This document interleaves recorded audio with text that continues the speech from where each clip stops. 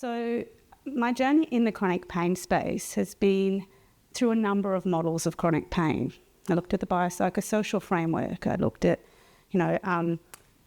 nociceptive-driven or tissue-driven pain models. I looked at brain-down pain models. And none of them really settled well with me for naturopathy. Until I came across a research paper by a guy called Chapman. I don't know his first name, can't remember it, probably should. Written in 2008, and then some later work by another pain researcher called Nick Thacker. And they looked at pain from a systems perspective. And suddenly I started to see some really nice synergy with naturopathy. And so this model is a systems framework called the Neuroendocrine Immune Ensemble. And that's what I'm going to talk to today, because I think, as I said, it fits well with naturopathic practice. It allows us as practitioners, and I'm talking to everyone, but I come from that naturopathic and nutrition framework. So show of hands, who's a naturopath or nutritionist, just so. Okay, great. It really helps us understand the key factors that initiate and sustain pain. It helps us look into the complexity of pain and see it perhaps as a gift rather than a challenge. And it helps us better support our patients because we can start to explain some of the things, understand and then explain some of the things that are going on and put them in the driving seat. The other thing that I will do is talk about 6 critical factors that I think are very important for helping regulate the neuroendocrine ensemble. So I'll talk to that a little bit and then I'll really go into as much as I can in 45 minutes.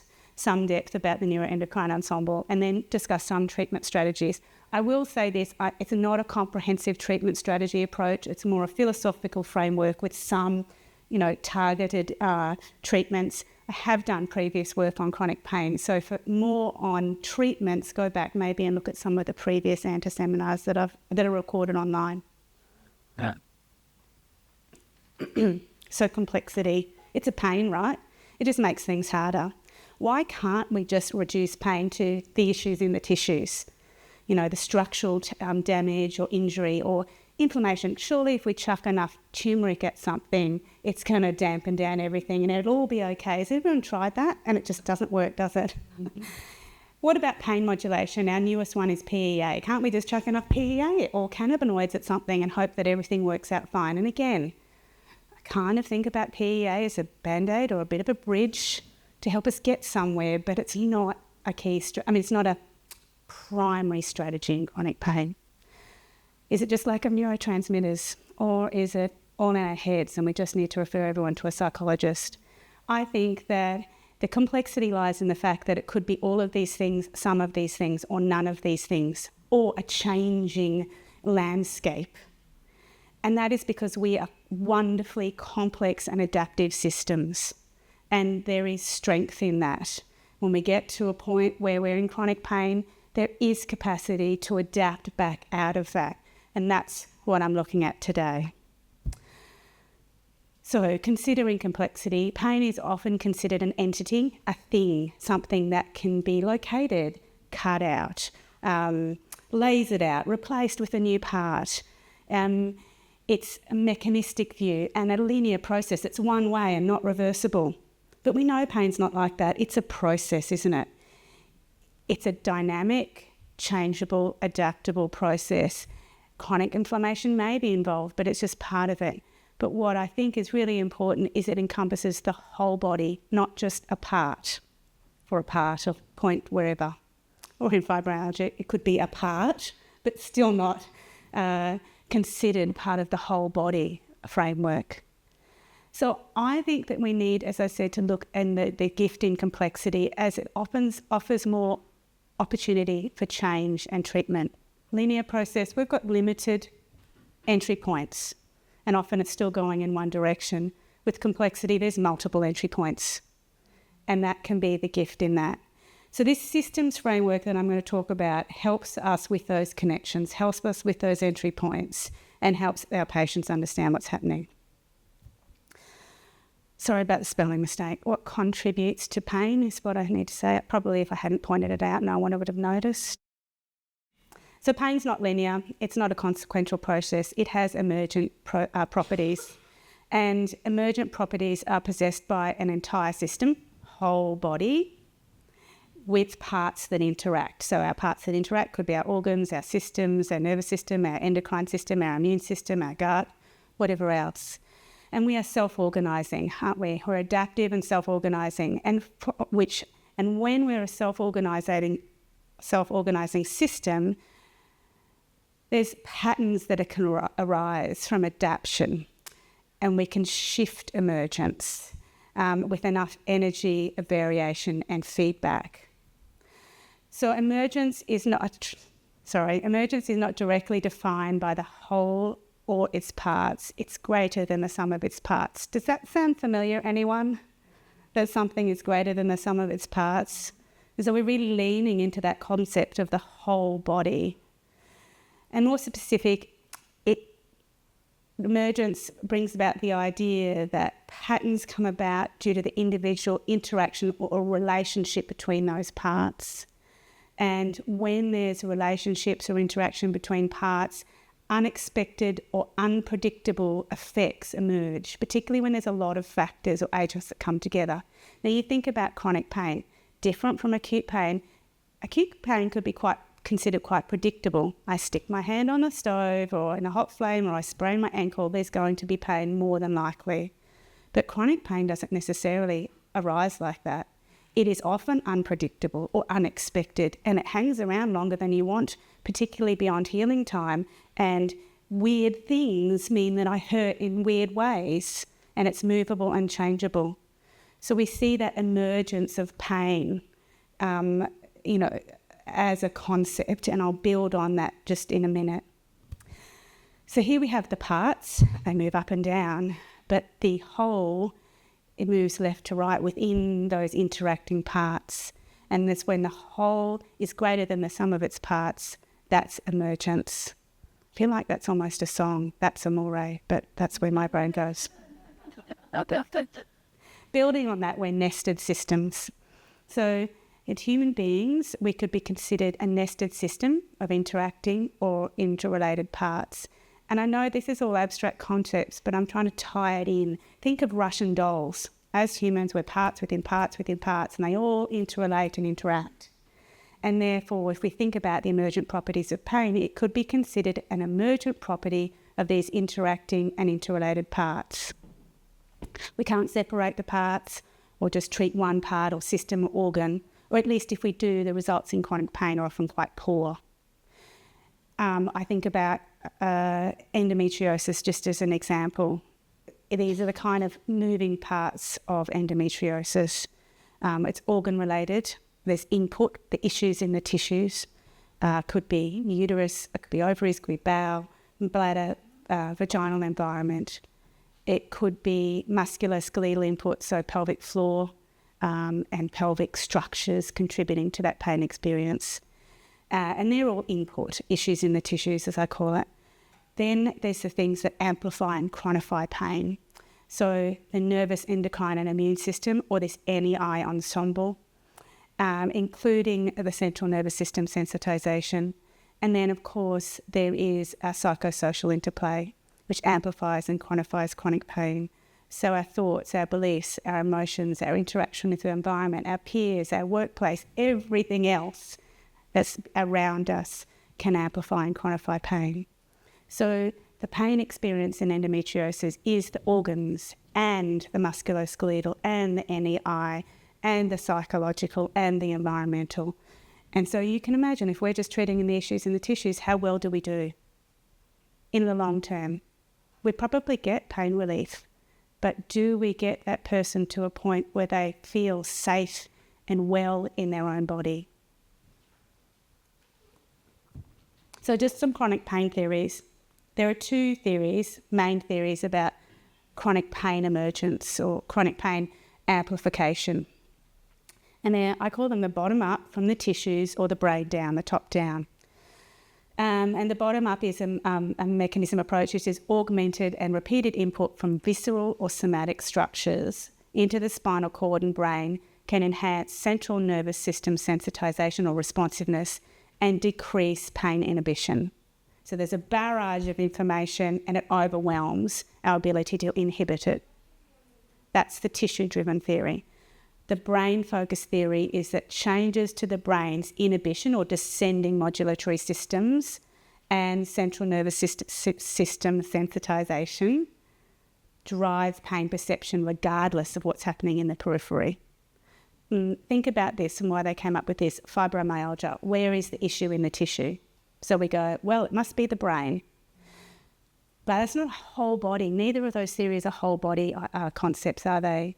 So from a whole body or a whole person, more than a body, so a whole person, it's not this or that, but it's everything, everywhere, all at once. Pain, therefore, cannot be reduced to a single approach. Instead, pain takes place in the whole neural axis in a continuous reciprocal interaction with the immune system, the nervous system, and the endocrine system. And that is, I think, at the nexus of modulating that pain experience. So looking at predictive processing and the NEI super system. The NEI, or the neuroendocrine immune ensemble, I'll just call it NEI for short, is a self-organising, complex and adaptive system. As naturopaths and nutritionists, you probably think about this in terms of the HPA axis. We know that that is a self-organising system, the nervous system. But what we're doing for the first time is not for the first time, but looking at pain for the first time in this way is saying that this comprises a super system and we can't just manage or look at one part because it so strongly interacts with all those other parts. And you can see them, nodes, if you like, nervous system node, immune node, and endocrine. And from them, there's interacting loops of connection. And those loops of connection are driven by a common chemical language, which is peptides, hormones, neurotransmitters, etc. And it is self-regulatory because it helps us avoid catastrophic consequences, which are usually death or debility. It helps us to stop going to that burnout stage or to stay in a permanent state of heightened anxiety. Well, the aim is that it does that.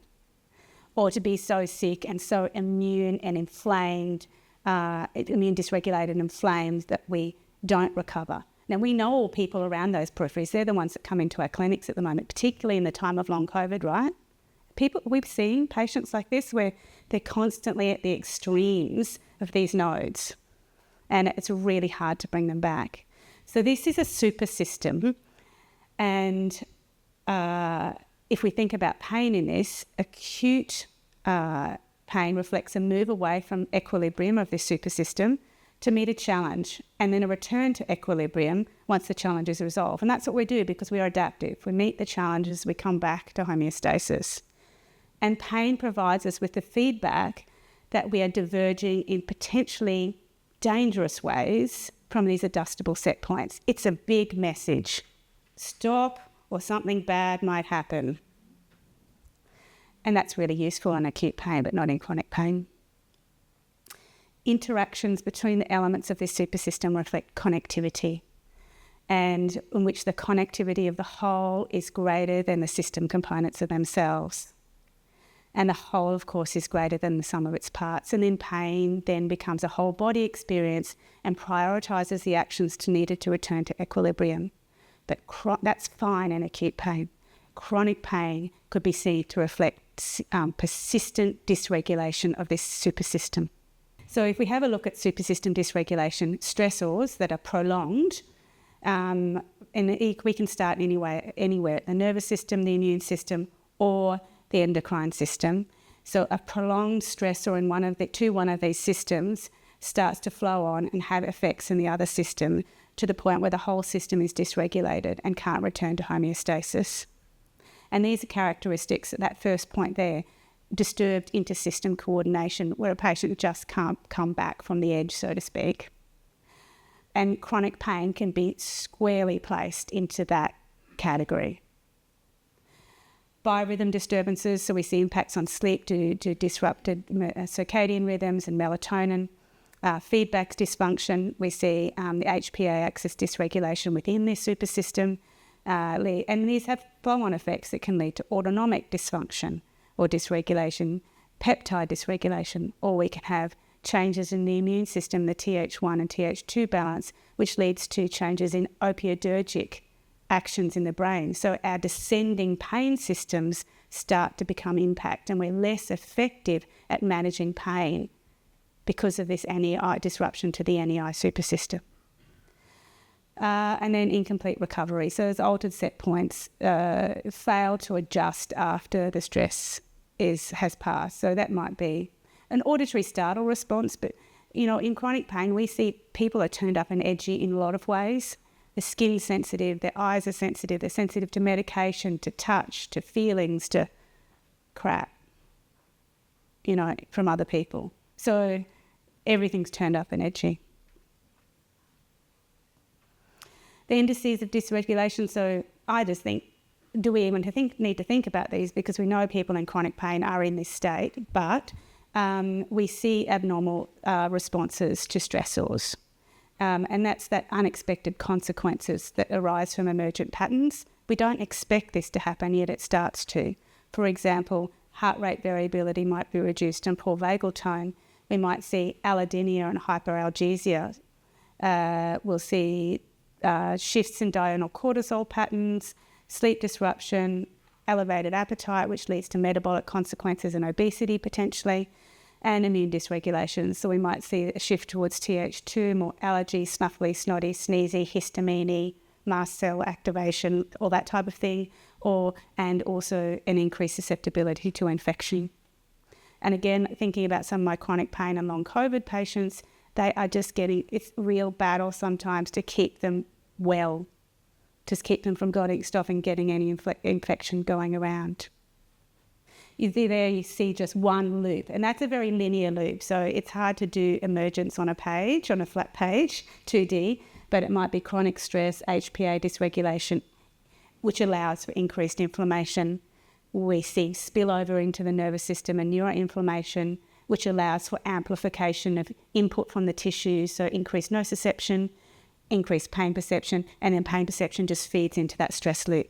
So we see loops that are self-sustaining loops within these patterns. The brain is centrally placed within the NEI supersystem. We see it as an extension of this, as an extension of the central nervous system.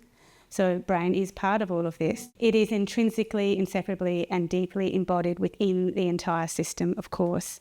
And pain is not in the brain, but it is at the bidirectional nexus of our environment to our body loop interaction. So how we relate to the environment and how we respond to the environment, which then triggers those neuroendocrine and neuronal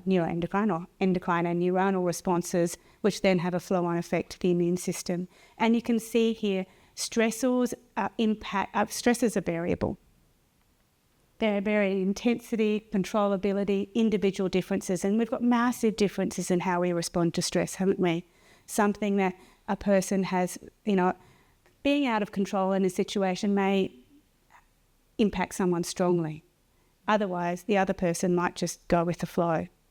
And there's no right way. We just know that there's an individual variation in how we respond. Duration, long versus acute. It could be a massive acute trauma that could have this effect of dysregulating everything, or just the death of 1,000 cuts, chronic. Familiarity, nature, is it physical or psychosocial, and physiological state. What is the background? Are they already inflamed? Are they already, have metabolic consequences? Stress. So we can see that the brain is part of this and really controls or delivers a lot of input into the NEI ensemble in order to affect a response in the psych and physiological response. So let's look at some of these nodes and how they actually impact. Because I said you can come into dysfunction from any node, from nervous system, endocrine or immune. So I'm going to look at key drivers of dysfunction. There's dysfunction during stress, and this is a failure of the acute stress response is mediated by the NEI ensemble, and it drives chronicity. So this is essentially, again, a failure to return to homeostasis. And we see this in three primary ways.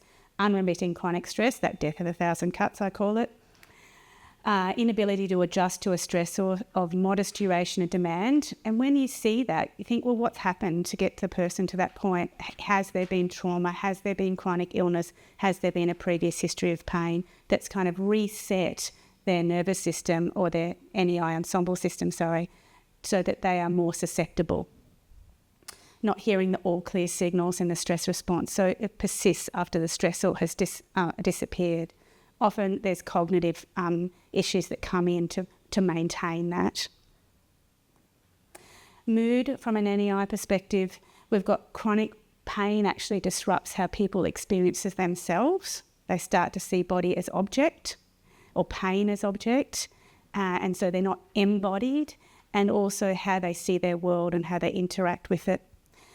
And depression and anxiety are highly prevalent in chronic pain, and we see that in a bidirectional way. Depression and anxiety feeds into chronic pain and vice versa. So if we have a look at this diagram, and I hope you can see it well enough because it's one of my favourite ones because it just shows these loops. A stressor, and it's a stress that can be to safety or something else like status or well-being, but elicits an neuroendocrine response, a physiological stress response. So adrenaline, noradrenaline and cortisol secretion are part of that neuroendocrine response. Then we have an adaptive response. So someone who has a regulated NEI will cope with that or confront that situation in a positive way and have a rapid return to baseline and recovery. So that is what we expect. What's unexpected is when we go to these other series of loops where there's maladaptive responses, and they're often driven by previous stress responses or ways of thinking. So we might have maladaptive responses like catastrophizing, rumination, learnt hopelessness or helplessness, and magnification of issues. This drives prolonged or excessive HPA axis activation. And we see this this can lead to cortisol-driven consolidation of fear-based memories, whether they're relating to pain or not pain. I'm going to describe this, and this is how I describe it to my patients. Imagine a field of wheat, and the wheat, it looks beautiful, it's ready to, crop it, cut down, and it's swaying in the breeze. And if you walk across that field, there's a minor perturbation. You see a small path. But with enough time and adaptation, the field, that path disappears in the field. So that's this side. But if you consolidate a fear-based memory, whether it's relating to pain or not, it's like you walk that track time and time again, and that becomes a learnt loop. And that pathway through the wheat becomes deeper and more entrenched, and it becomes your go-to pathway. And then you're just feeding into that as a stress response. The memory creates more stress, and it just loops like this. And when that happens enough time, we get cortisol dysfunction. And that can be too high, too low, just dysregulated, wrong time, wrong place. Allowing for inflammation, so the immune-driven responses. Depression comes in here, and I'm sure a lot of other psychological conditions. We know that PTSD, for example, comes under that banner too. It's just a simplified version. And then pain. And pain of all those three become their own loop, feeding back into a physiological stress response. So we see those loops of sustained pain experience and sustained neuroendocrine immune dysregulation.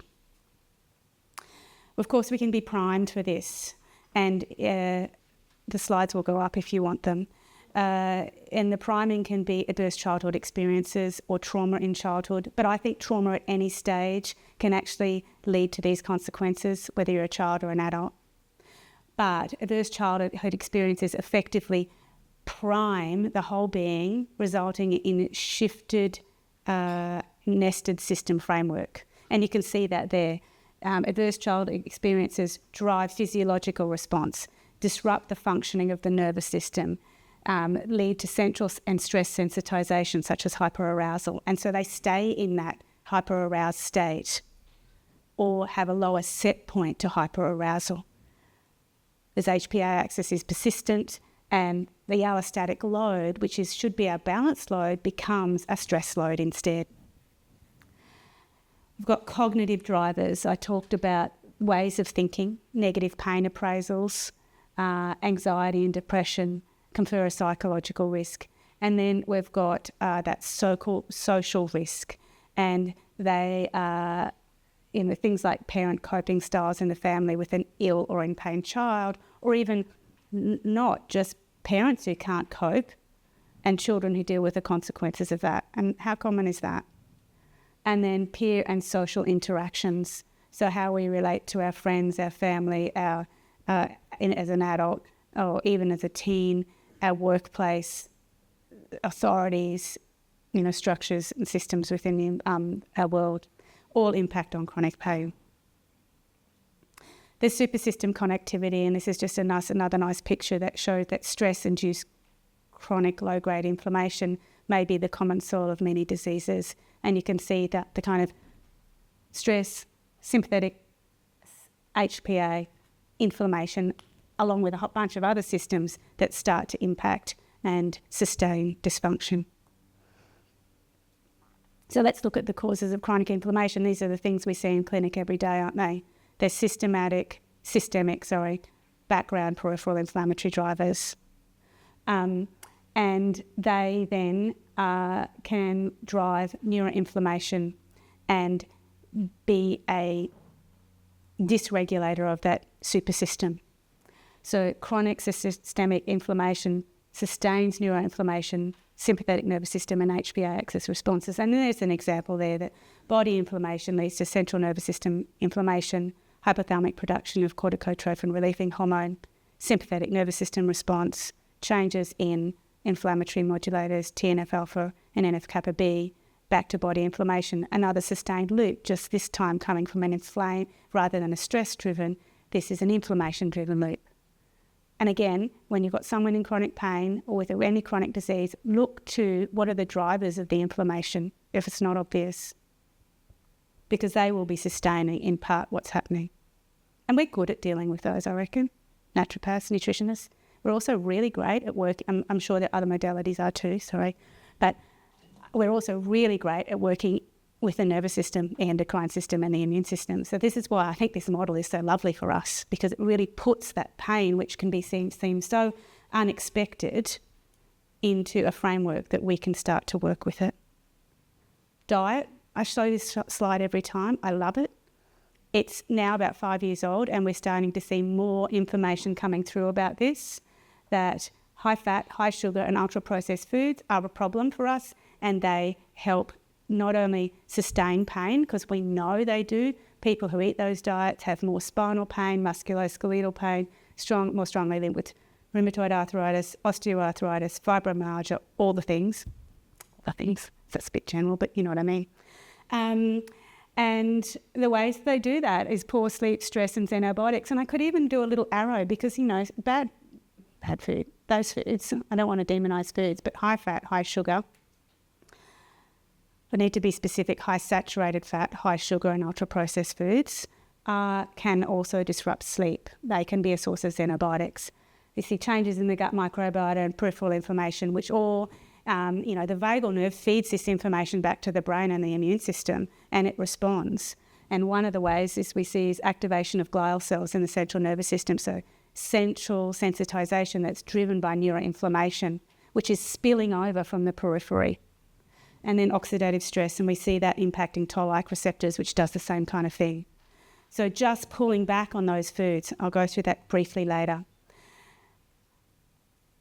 Really, I've got 10 minutes. So the neuroimmune crosstalk, and we're talking in the central nervous system, is again a significant nexus of communication between the nervous system and the immune system.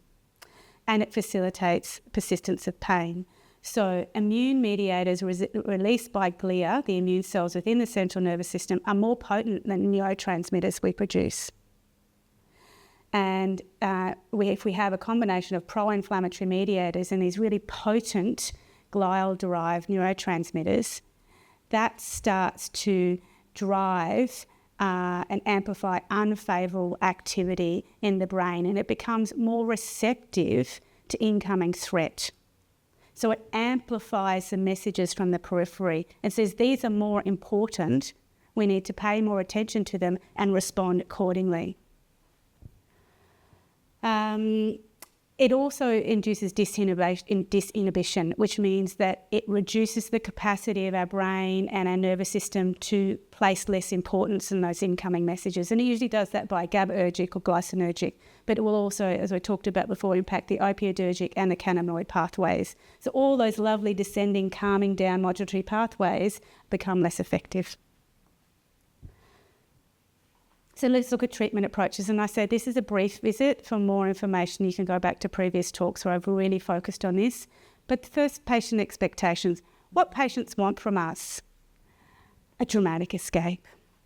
They don't want to hear that gradual change through daily habits is the way.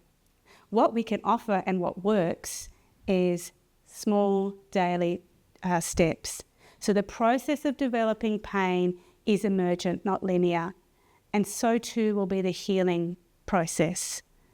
Lots of small steps put together start to create a healing trajectory.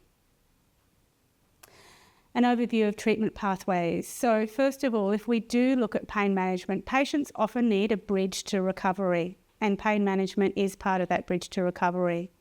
So I can't read anything on the slides there. Focus on all known pathophysiological and psychosocial. I so can't read it, and also I can't spell.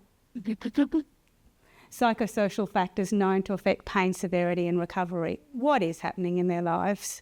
And even if you can't address that, you can refer as necessary to psychological support or to workplace support or whatever it might be. Educate them about the role of the whole person, and there's lots of ways to do that.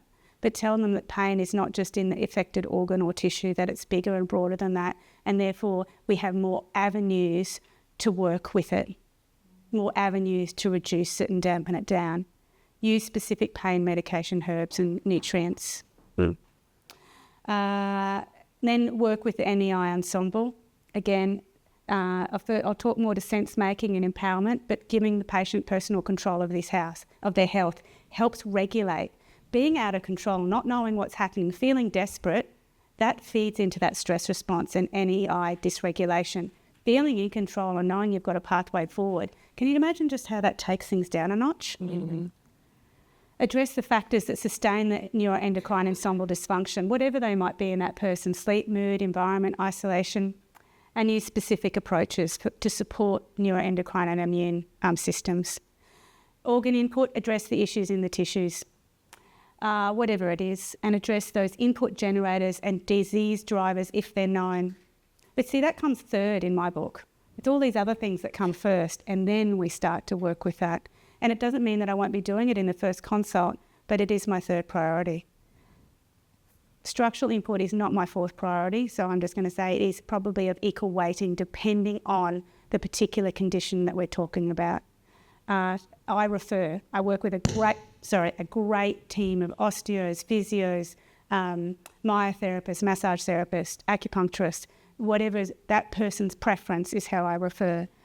And then what else? What else is going on? Are there other things that need to be addressed? Are there lifestyle factors? Is there, setting the foundations of clean air, clean water, good food? And I'm going to say this: assess your patients every 4 to 6 weeks. These are not necessary patients you need to see every 2 weeks. Then maintenance can be established. You want to check in with them first, and then set that, put into place those strategies. But if you're not getting any inroads within 4 to 6 weeks, either from a pain perspective or a psychological perspective or a disease-driven perspective, refer. If nothing happens in that amount of time, it is incumbent upon you to refer because you're missing something. And I don't say that with disrespect. If I get to that point, I go, there's something else going on here and I need further support. This is out of my scope. They can come back to me once they know, but refer out. So pain management, we look at the things that help with the direct pain management. So reduce neuroinflammation. We've got great tools for that. SPMs, curcuminoids, N-acetylcysteine, vitamin D. Again, more detail in other talks. Support the neurochemistry and neuroplasticity of the brain. Of course, exercise, laughter, friendship, connection will help with this, but appropriate amino acids, maybe L-theanine, GABA, herbs, St. John's wort, saffron, lavender, and foundational nutrients for neurochemical pathways, magnesium, Bs, vitamin C, iron, whatever else it may be. And then things to strengthen endogenous mechanisms to reduce pain, such as PEA, or I don't work with cannabinoids, but some of my patients do. So whatever it looks like for you in your practice. Then support the neuroendocrine balance from a herbal and nutritional perspective. I will talk about other ways very briefly in a minute. But this is just a list of the things that I use. Your repertoire might be different. So it's just a starting point of how and why you might be supporting them. If there's a primary node, so it's the nervous system, I will work with those, but I'll also include endocrine and immune supporting herbs or nutrients at the same time, because I'm seeing this as a super system, not an isolated system. 6 areas to support regulation: sense making, stress, sleep, movement and activity, diet and social engagement. These really help bring that dysregulation back into regulation. And these are things that are empowering because patients can do them themselves, or you can work with them. I'm just going to talk to the next 2 slides and then I'll shoot through everything else because it is on previous talks, and you can have all the slides. But so sense making is really important. It's validating your patient's experience without focusing on pathology. It is starting with communication. A shared understanding and personally meaningful information can make life more predictable and less stressful. We know that, and we can see it in our patients as well. So sense making reduces pain and disability, fear and catastrophizing. How do you do that sense making? First of all, start with asking their patient what they think is contributing to their condition. And then, you might look at different models, the 3 Ps. This is what predisposed you to pain, and we list all those factors that have come up in your case taking. This is what precipitated it, and this is what's sustaining it. And then they can see, there's that clear history of what's happened to me and why it's still happening. Mind maps, including all your psychosocial factors if you're doing mind maps. I like pain tangles and spider graphs, one or the other. Pain tangles are like a spider graph that's just a bit more complicated with more arrows. And you get the patients to do them themselves. You talk about all the factors, and then either as homework or in the clinic, you go, let's draw what's happening for you.